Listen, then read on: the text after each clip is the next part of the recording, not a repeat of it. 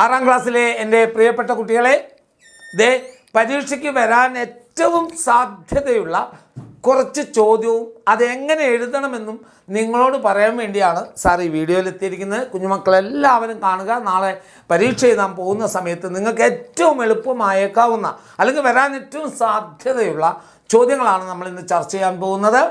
അതിൽ ആദ്യത്തെ ചോദ്യം ഏതാണെന്ന് വെച്ചാൽ, നിങ്ങളുടെ ഒരു രുചി അനുഭവം എഴുതാൻ നിങ്ങളോട് ചോദിക്കാം. കാരണം ഒന്നാമത്തെ യൂണിറ്റ് എന്തുമായി ബന്ധപ്പെട്ടതാ? അടുക്കളയും ഭക്ഷണവും ഒക്കെയായി ബന്ധപ്പെട്ടതാ അല്ലേ? അടുക്കള എന്ന പാഠമുണ്ട്, ചട്ടിപ്പത്തിരിയുണ്ട് അല്ലേ? അപ്പോൾ അത്തരത്തിലുള്ള ചോദ്യങ്ങൾ വരാൻ അത്തരത്തിലുള്ള വിഷയങ്ങളുള്ള യൂണിറ്റ് ആയതുകൊണ്ട് നിങ്ങൾക്ക് ചോദിക്കാൻ ഏറ്റവും സാധ്യതയുള്ളൊരു ചോദ്യമാണ് നിങ്ങളുടെ രുചി അനുഭവം എഴുതാൻ. എങ്ങനെ? അമൃതം നുകരാം എന്ന യൂണിറ്റ് നിറയെ ഭക്ഷണ വിശേഷമാണ്. നാവിനെ രസിപ്പിക്കുന്ന, വീണ്ടും കഴിക്കാൻ കൊതി തോന്നിക്കുന്ന ചില വിഭവങ്ങൾ നമ്മുടെ മനസ്സിലുണ്ട്. രുചിയും മണവും മറക്കാൻ കഴിയാത്ത ഒരു ഇഷ്ട വിഭവത്തിൻ്റെ രുചി അനുഭവം എഴുതുക. ഇങ്ങനെ എഴുതുന്ന സമയത്ത് നിങ്ങൾ കൃത്യമായി ചെയ്യേണ്ട ഒരു കാര്യം എന്താണെന്നറിയോ? നിങ്ങളുടെ വീട്ടിൽ നിങ്ങളുടെ രക്ഷിതാവ് അല്ലെങ്കിൽ നിങ്ങളുടെ അമ്മ ഉണ്ടാക്കിയ ഏതെങ്കിലും ഒരു ഭക്ഷണത്തിൻ്റെ രുചി അനുഭവം എഴുതാൻ നിങ്ങൾക്ക് സാധിച്ചാൽ അതായിരിക്കും ഏറ്റവും നല്ലത്. ഒരിക്കലും ഹോട്ടലിൽ നിന്നും കഴിക്കുന്ന ഒരു ഭക്ഷണത്തിൻ്റെ രുചി അനുഭവം എഴുതാതിരിക്കാൻ ശ്രമിക്കുക. കഴിയുന്നതും നിങ്ങളുടെ വീട്ടിൽ നിങ്ങളുടെ അമ്മമാരുണ്ടാക്കുന്ന ഭക്ഷണത്തിൻ്റെ രുചി അനുഭവം എഴുതുക. തീർച്ചയായിട്ടും ഈ ഒരു ചോദ്യം ഉണ്ടാകും. അതുകൊണ്ട് നിങ്ങളെ ഏറ്റവും മനസ്സിൽ അത് എന്തുകൊണ്ടാണ് ഇഷ്ടമുണ്ടായത്, ആ ഇഷ്ടം കാരണം എന്താണ്? ഇപ്പം എൻ്റെയൊക്കെ അനുഭവം പറയുകയാണെങ്കിൽ ഞാനൊരു ഉദാഹരണം പറയാം. എൻ്റെ വീട്ടിൽ ചില ദിവസങ്ങളിൽ അമ്മ പ്രത്യേക തരം കറി ഉണ്ടാക്കും. അതിപ്പോൾ മീനാണെങ്കിലും ചിക്കൻ ആണെങ്കിലും ഒക്കെ. അങ്ങനെ വരുന്ന സമയത്ത് ചില രുചിക്കൂട്ടുകൾ വല്ലാതെ എന്നെ ആകർഷിക്കും.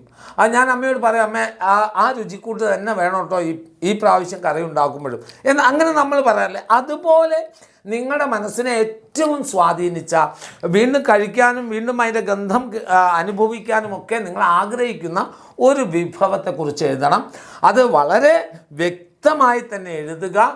എഴുതുന്ന സമയത്ത് എനിക്ക് ഒരിക്കലും മറക്കാൻ കഴിയാത്ത ഒരു രുചി അനുഭവമാണ് ഇത് എന്ന് പറഞ്ഞ് തന്നെ എഴുതാൻ ശ്രമിക്കുക. അപ്പോൾ മറന്നു പോകാതെ ഓർത്ത് വയ്ക്കുക.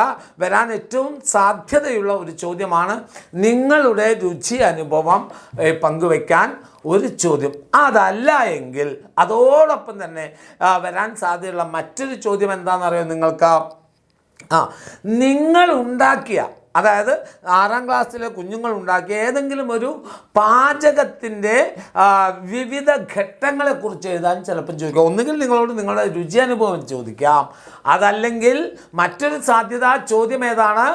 നിങ്ങൾ ഉണ്ടാക്കിയ ഏതെങ്കിലും ഒരു വിഭവത്തിൻ്റെ വിവിധ ഘട്ടങ്ങളെക്കുറിച്ച് സൂചനകൾ കൊടുക്കാൻ ചോദിക്കാം. അപ്പോൾ ഈ രണ്ട് രീതിയിലുള്ള ചോദ്യവും വരാൻ ഏറ്റവും സാധ്യതയുള്ളതാണ്. അതുകൊണ്ട് അത് കൃത്യമായി പഠിച്ചാൽ എൻ്റെ കുഞ്ഞുമക്കൾക്ക് ഒരു പ്രവർത്തനത്തിൻ്റെ മുഴുവൻ മാർക്കും നേടാൻ കഴിയും. അപ്പോൾ മനസ്സിൽ ഓർത്തു വെക്കുക, ഏറ്റവും സാധ്യതയുള്ള ഒരു ചോദ്യമാണിത്. ഇനി നമുക്ക് അടുത്തൊരു ചോദ്യം വരാൻ സാധ്യതയുള്ളത് ഏതാണെന്നറിയുമോ? നോക്കൂ, പ്രതികരണക്കുറിപ്പ് അല്ലെങ്കിൽ വിശകലനക്കുറിപ്പ് തയ്യാറാക്കുക. പ്രതികരണക്കുറിപ്പ് അല്ലെങ്കിൽ വിശകലനക്കുറിപ്പ്, ഈ രണ്ട് ചോദ്യവും രണ്ടിലേതെങ്കിലും ഒന്നോ അല്ലെങ്കിൽ രണ്ടും തന്നെയോ ചോദിക്കാൻ സാധ്യതയുള്ള ഏറ്റവും പ്രധാനപ്പെട്ട ചോദ്യങ്ങളിലൊന്നാണ് പ്രതികരണക്കുറിപ്പ് അല്ലെങ്കിൽ വിശകലനക്കുറിപ്പ് കേട്ടോ. അത് ചോദിക്കാൻ സാധ്യതയുള്ളതാണ്. പലതരം ജോലികൾ നടന്നുകൊണ്ടിരിക്കുന്ന സമൃദ്ധമായ അടുക്കളയിൽ ആരോ ഒരാൾ വിശന്ന് നിലവിളിക്കുന്നുണ്ട്. ഭക്ഷണത്തിൻ്റെ നടുവിലും വിശക്കുന്നവർ ഉണ്ടാകുമോ? എന്താണ് കാരണം? പാഠഭാഗത്തെ ആശയം നിങ്ങളുടെ അഭിപ്രായം ചേർത്ത് പ്രതികരണക്കുറിപ്പ് തയ്യാറാക്കുക. അടുക്കളയിൽ നിരന്തരം കൈകാര്യം ചെയ്തുകൊണ്ടിരിക്കുന്ന, ഭക്ഷണം ഉണ്ടാക്കുന്ന അടുക്കളയിൽ ഇരുന്നു കൊണ്ട് ഒരാൾ വിശന്ന് കരയുന്നു എന്ന് പറയുന്നുണ്ടല്ലേ? അതൊരു പക്ഷേ ആര് തന്നെ ആയിരിക്കാം. നിങ്ങളുടെ ഒരു അഭിപ്രായത്തിൽ സ്വാതന്ത്ര്യം കൊതിക്കുന്ന നമ്മുടെ അമ്മമാരുടെ മനസ്സ് തന്നെ ആയിക്കൂടെ? അങ്ങനെ ചിന്തിച്ചുകൂടെ? അപ്പം വിശകലനക്കുറിപ്പോ പ്രതികരണക്കുറിപ്പോ ചോദിക്കുമ്പോൾ നിങ്ങൾ പ്രതികരിച്ചുകൊണ്ടാണ് എഴുതേണ്ടത്. ഈ ചോദ്യം പ്രതികരണക്കുറിപ്പോ വിശകലനക്കുറിപ്പോ നിങ്ങൾക്ക് 100% ഉറപ്പാണ്. അവിടെ ഏറ്റവും സാധ്യതയുള്ള ചോദ്യങ്ങളിൽ മറ്റൊന്നാണിത്. അപ്പോൾ നിങ്ങൾ കൃത്യതയോടുകൂടി ഓർക്കുക, പ്രതികരണക്കുറിപ്പ്, വിശകലനക്കുറിപ്പ്, ഇതിൽ ഏതെങ്കിലും ഒന്നോ അല്ലെങ്കിൽ രണ്ടും തന്നെയോ വരാൻ സാധ്യതയുണ്ട്. അപ്പോൾ നിങ്ങൾ പ്രതികരണക്കുറിപ്പ് ചോദിച്ചാൽ നിങ്ങൾ അതിനെ പ്രതികരിച്ചു കൊണ്ടാണ് എഴുതേണ്ടത്. ആ വിശന്ന് കരയുന്ന ഒരു പക്ഷേ അമ്മമാരായിരിക്കാം, അടുക്കളയിൽ നിന്ന് മോചനം കിട്ടാതെ, അല്ലേ? ഇതിനോട് ചേർത്ത് വെച്ച് വായിക്കാൻ നിങ്ങൾക്ക് നിങ്ങളുടെ പഠന പ്രവർത്തനങ്ങളിൽ ഒരു ഭാഗമുണ്ട്, ഓർക്കുന്നുണ്ടോ എന്ന് എനിക്കറിയില്ല.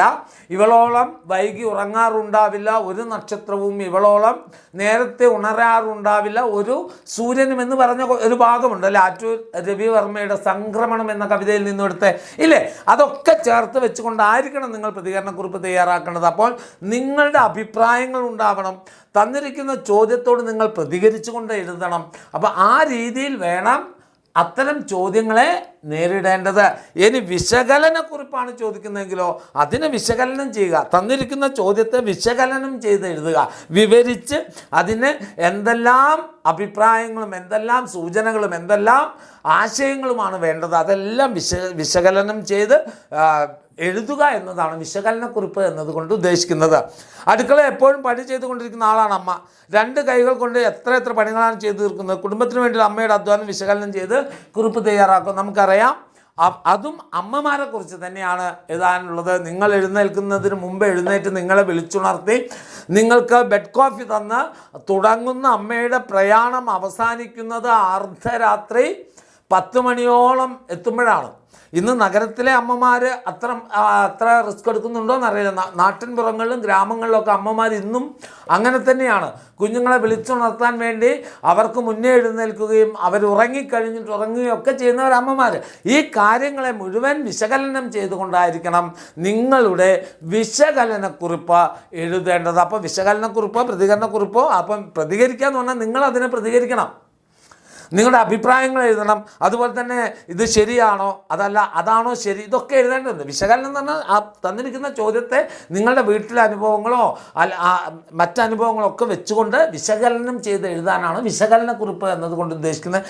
രണ്ടും ഉത്തരം വരേണ്ടത് അമ്മമാരിലേക്കായിരിക്കണം, അത് മറക്കരുത്. അമ്മമാർ, ഈ ചോദ്യം നിങ്ങൾക്ക് എനിക്ക് തോന്നുന്നു 100ൽ 100% എന്നൊക്കെ നമുക്ക് വിളിക്കാവുന്ന രൂപത്തിൽ വരാവുന്ന ചോദ്യമാണെന്നാണ് എനിക്ക് തോന്നുന്നത്.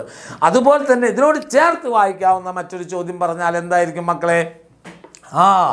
നമ്മുടെ അടുക്കളയിൽ ജോലി ചെയ്യുന്ന അമ്മമാരുണ്ടല്ലേ, ഈ അമ്മമാരുടെ മഹത്വത്തെ പ്രകീർത്തിച്ചുകൊണ്ട് അമ്മയ്ക്ക് ഒരു സന്ദേശം അയക്കുക എന്നൊരു ചോദ്യം ഒരു പക്ഷേ നിങ്ങൾക്ക് വന്നേക്കാം.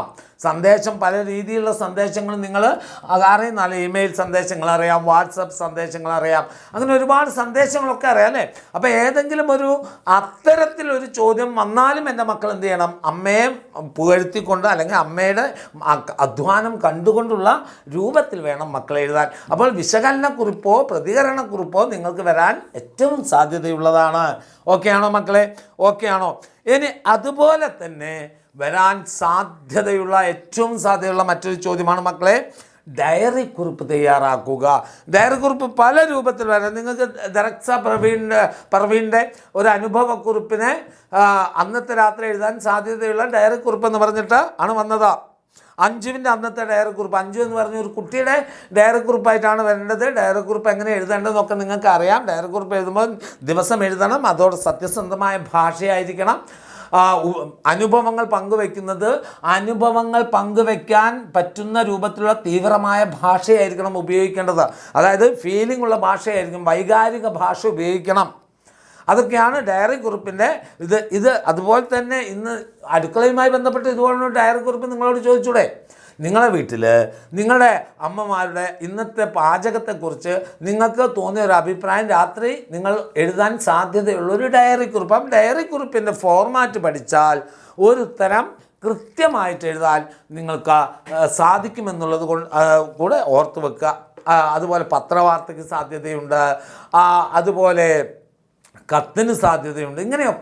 ഇങ്ങനെയുള്ള ചോദ്യങ്ങൾ. അപ്പോൾ നിങ്ങൾ ഓർത്ത് വെക്കേണ്ടത് വിശകലനക്കുറിപ്പ്, പ്രതികരണക്കുറിപ്പ്, ഡയറി കുറിപ്പ്, കത്ത്, പത്രവാർത്ത, ഈ 5 എണ്ണം എങ്ങനെ എഴുതണമെന്ന് കൃത്യമായി നിങ്ങൾക്ക് അറിയാമെന്ന് ഞാൻ വിശ്വസിക്കുന്നു. പത്രവാർത്ത എഴുതുമ്പോൾ ഒക്കെ എന്ത് ചെയ്യണമെന്ന് ഞാൻ മുന്നേ നിങ്ങൾക്ക് വീഡിയോ തന്നിട്ടുണ്ട്. അതിൽ മുഴുവൻ പഠിച്ചു വെക്കുക. എങ്ങനെ വന്നാലും അതിൽ നിന്ന് ഒരു 2-3 ചോദ്യം 100ൽ 100% ഉറപ്പാണ്. ഓക്കെ, അപ്പം അതുപോലെ തന്നെ കത്തെഴുതാൻ ഞാൻ ഒരു കത്ത് ഇവിടെ തന്നിരിക്കുന്ന കത്ത് നോക്കൂ. കോയ എന്ന കഥാപാത്രത്തെ പരിചയപ്പെടുത്തിക്കൊണ്ട് സുഹൃത്തിന് കത്തെഴുതാനാണ്. സുഹൃത്ത് കത്ത് എഴുതുമ്പോൾ നമ്മൾ എന്തൊക്കെ ശ്രദ്ധിക്കണം അറിയാമല്ലോ. പ്ലേസ്, ഡേറ്റ് വലതുഭാഗത്താണ്. പിന്നെ എന്താണ് ആളെ ബഹുമാനപ്പെട്ട അല്ലെ പ്രിയപ്പെട്ട, അല്ലെ ബഹുമാനപ്പെട്ട അല്ല പ്രിയപ്പെട്ട, സ്നേഹം നിറഞ്ഞ തുടങ്ങിയ പദങ്ങൾ ഉപയോഗിക്കണം. അതിനുശേഷം വലതുഭാഗത്ത് തന്നെ സസ്നേഹം, പേര്, ഒപ്പ്, ഇതൊക്കെ നമുക്കൊരു കത്തിൻ്റെ ഫോർമാറ്റാണ്. നിങ്ങൾക്ക് അറിയാമെന്ന് ഞാൻ വിശ്വസിക്കുന്നു, അല്ലേ? കത്ത്, മലയാളം കത്ത്, പ്രത്യേകിച്ചൊരു കാര്യം ഓർക്കുക, ഇംഗ്ലീഷിൽ കത്ത് എഴുതി പഠിച്ച കുഞ്ഞുമക്കൾ ഓർത്ത് വെക്കുക. ഇംഗ്ലീഷിലെ ഫോർമാറ്റൊക്കെ മാറി ലെഫ്റ്റ് സൈഡിലേക്കാണ് വരുന്നത്. പക്ഷേ നമ്മുടെ സുഹൃത്ത് കത്തിന് റൈറ്റ് സൈഡ്, മറക്കരുത്, റൈറ്റ് സൈഡിൽ തന്നെ എഴുതുക. കാരണം മലയാളത്തിൽ കത്തിൻ്റെ ഫോർമാറ്റ് മാറിയിട്ടില്ല. അതും കൂടി ഒന്ന് ഓർത്ത് വെക്കുക. അപ്പോൾ കത്ത് വരുമ്പോൾ കൃത്യതയോട് കൂടി ഓർക്കുക, റൈറ്റ് സൈഡിൽ നെയിംലെസ് അഡ്രസ്സോ അല്ലെങ്കിൽ സ്ഥലം, തീയതി, അതിനുശേഷം കത്തിൻ്റെ സ്നേഹം നിറഞ്ഞ പ്രിയപ്പെട്ട ആളുടെ പേര്, എന്നിട്ട് എഴുതി തുടങ്ങുക. ഹൃദയത്തിൽ നിന്നും വരുന്ന ഭാഷയാണ് കത്തിന് ഉപയോഗിക്കേണ്ടത് കേട്ടോ. വളരെ സ്നേഹത്തോടെയുള്ള ഭാഷ ഉപയോഗിക്കുക. അതുപോലെ തന്നെ ഇങ്ങനെ ചോദ്യം, കോയ എന്ന കഥാപാത്രമാണ്. അദ്ദേഹത്തിൻ്റെ കൃത്യതയോടുകൂടി, അദ്ദേഹത്തിൻ്റെ ഓരോ കാര്യങ്ങളും കൃത്യതയോടുകൂടി നിങ്ങൾ അവതരിപ്പിക്കണം. പിന്നെ വരാൻ സാധ്യതയുള്ള ഒന്ന് താരതമ്യക്കുറിപ്പാണ്. താരതമ്യക്കുറിപ്പ് ചോദിക്കുമ്പോൾ എന്താണ് ചെയ്യേണ്ടത് മക്കളെ? താരതമ്യം ചോദിക്കുമ്പോൾ ഓർത്ത് വെക്കുക, ആദ്യം തന്ന ചോദ്യത്തെ ആ ആശയം എഴുതുക. രണ്ടാമത് തന്ന എന്താണോ താരതമ്യം ചെയ്യാൻ തന്നത് അതിൻ്റെ ആശയം എഴുതുക. എന്നിട്ട് രണ്ടിലുമുള്ള സാമ്യ വ്യത്യാസങ്ങൾ എഴുതുക. ഓക്കെ, താരതമ്യക്കുറിപ്പ് ചോദിക്കുമ്പോൾ കൃത്യതയോടുകൂടി വീണ്ടും ഞാൻ പറഞ്ഞു, ആദ്യം തന്ന ഭാഗം എഴുതുക, പിന്നെ തന്നത് എഴുതുക, പിന്നെ അത് താരതമ്യം ചെയ്ത് രണ്ടിലുമുള്ള സാമ്യം ഉണ്ടോ, വ്യത്യാസമുണ്ടോ, എന്താണോ അതിൽ പറഞ്ഞിരിക്കുന്ന ആശയം അത് താഴെ എഴുതുക. ഇതാണ് താരതമ്യക്കുറിപ്പ് തയ്യാറാക്കുമ്പോൾ നിങ്ങൾ ശ്രദ്ധിക്കേണ്ട ഒരു കാര്യം. അപ്പോൾ താരതമ്യക്കുറിപ്പ് എങ്ങനെ എഴുതണമെന്ന് മനസ്സിലായല്ലോ. ഇനി കഥാപാത്ര നിരൂപണമാണ് മക്കളെ. നമുക്കറിയാം, കഥാപാത്ര നിരൂപണം ചോദിക്കാൻ രണ്ട് സാധ്യതയുള്ള കഥാപാത്രം. ഒന്ന് കോയയാണ്, മറ്റൊന്ന് ബിച്ചായി ഷെയ് താത്ത, അല്ലേ?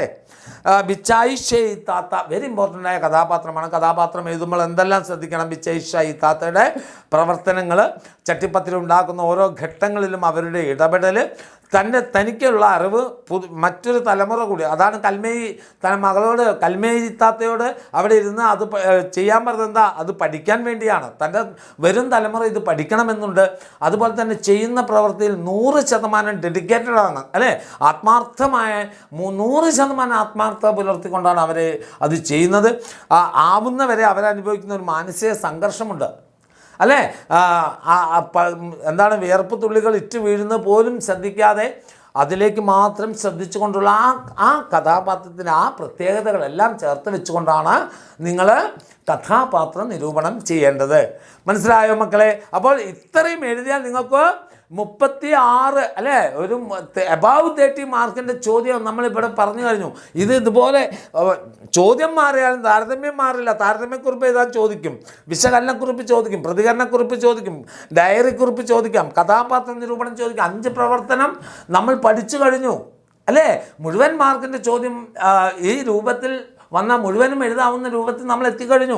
ഇനി മറ്റൊന്ന് വരാൻ സാധ്യതയുള്ള കോയ എന്ന് പറയുന്ന കഥാപാത്രമാണ്. നിങ്ങൾക്കറിയാം, പ്രവാസിയായ കോയയുടെ ജീവിതത്തിൽ ഓരോ രീതിയും വെച്ചുകൊണ്ട് വേണം എഴുതാൻ. ഭാര്യയുടെ കത്ത് വന്നതിലുള്ള സന്തോഷം, മുതലാളിയോട് കടം വാങ്ങി ഭാര്യയ്ക്കും കുഞ്ഞിനുമുള്ളത് വെച്ചത്, 14 കൊല്ലം മുമ്പ് റെയിൽവേയിൽ ട്രാക്കിൽ വെച്ച് മരിച്ച മകൻ, അതോടൊപ്പം തന്നെ പിന്നെന്താണ്, ഭാര്യയ്ക്കും മകനും ഉടുപ്പ് വാങ്ങി അയക്കാൻ പണമില്ലാതെ എന്ത് ചെയ്തത്? ഭാര്യയുടെ പണം ഭാര്യയുടെ ഡ്രസ്സ്, അല്ലെ, ഭാര്യയ്ക്ക് വേണ്ടി വാങ്ങിയ ഡ്രസ്സ് വീണ്ടും വിൽക്കാൻ ശ്രമിക്കുന്നു. അത് കഴിയാതെ മാനസിക വിഭ്രാന്തി വന്ന അദ്ദേഹം തന്നെ നിർമ്മാണത്തിൽ പങ്കാളിയായ റോഡിലൂടെ അയാൾ അലഞ്ഞു നടക്കുന്നത്. ഇത്രയും കാര്യങ്ങൾ കോയ കഥാപാത്രം. 2 കഥാപാത്രം പഠിച്ചാൽ മക്കളെ ഒരു കഥാപാത്രം ഉറപ്പാകാം. അതിലേറ്റവും സാധ്യതയുള്ള കഥാപാത്രം ഏതാണ്? ബിച്ചായി ഷെയ് താത്തയാണ്. അപ്പോൾ ഇത്രയും പാഠങ്ങൾ പഠിച്ചാൽ നിങ്ങൾക്ക് ഉറപ്പായിട്ടും എന്ത് ചെയ്യാൻ പറ്റും? ഒരു ഫുൾ മാർക്ക് വാങ്ങി കോൺഫിഡൻറ്റോട് കൂടി പരീക്ഷാ ഹാളിൽ നിന്ന് ഇറങ്ങി വരാൻ പറ്റും. അപ്പം പഠിച്ച മക്കൾ, അപ്പം എല്ലാവർക്കും wish you all the best. നന്നായി എഴുതുക. എല്ലാവിധ വിജയാശംസകളും. ഞാൻ ഈ പറഞ്ഞ കാര്യങ്ങൾ ഒന്നുകൂടെ ഒന്ന് കാണുകയും മനസ്സിൽ ഓർത്ത് വെക്കുകയും ചെയ്യുക. ഓക്കെ മക്കളെ?